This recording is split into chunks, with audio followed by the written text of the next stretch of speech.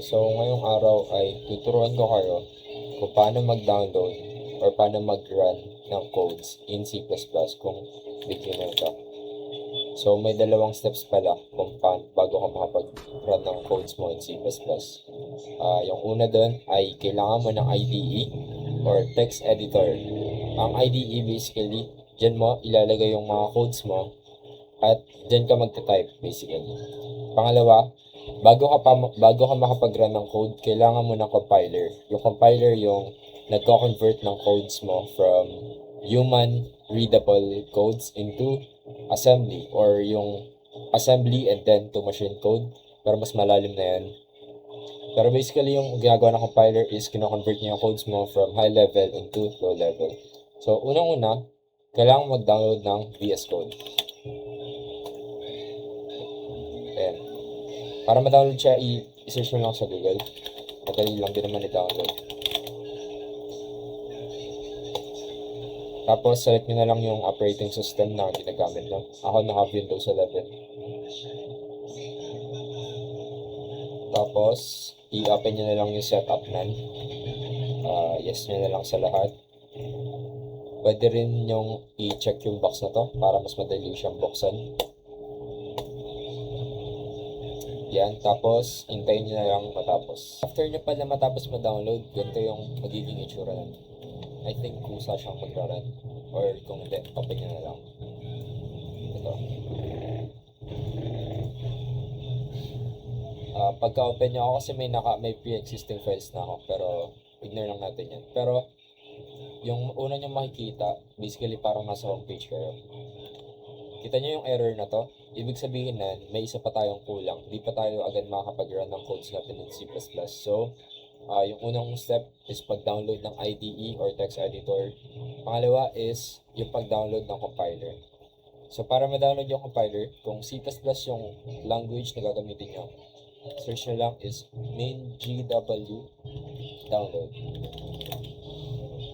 Tapos, i-select nyo tong link na to, yung may minimalist GNU for Windows download. Tapos, download.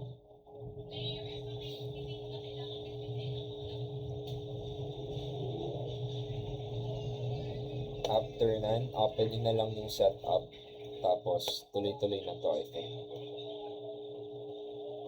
Pagtapos pala ng unang paglo-load niya, ito na yung lalabas na window. May installation manager ka.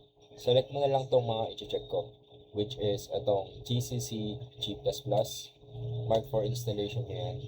Tapos yung MC space, pati ito, yung MinGW32 base. Pagka-check nyo ng lahat ng yan, drag nyo yung cursor nyo into installation. Tapos apply changes. Apply. Tapos na, maglo-load na lang ulit yan.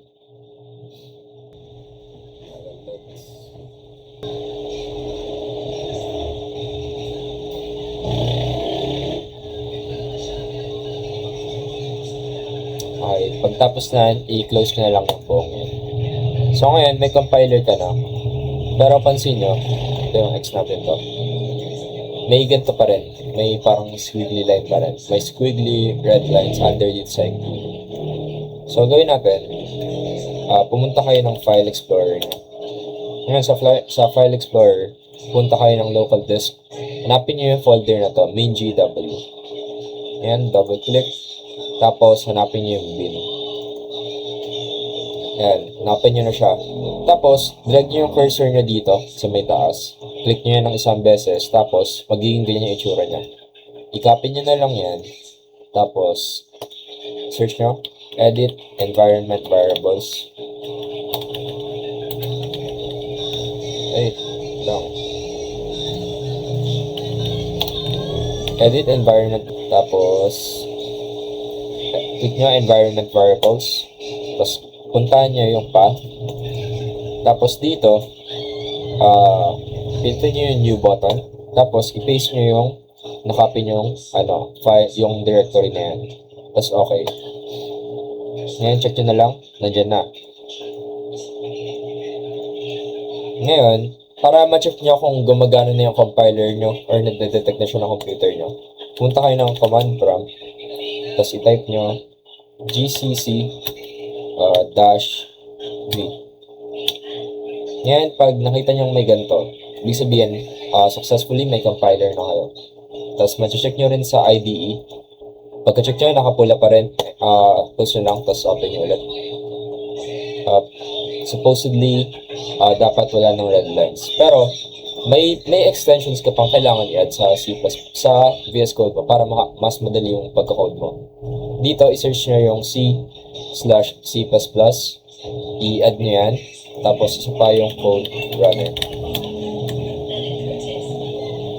Yung code runner, ina-add yan para meron kang parang play button dito. Mas madali na siya. Instead of typing the whole command to run your code, may play button ka na lang para mas madali. So, ayan lang. Successfully makapag-code ka na in C++.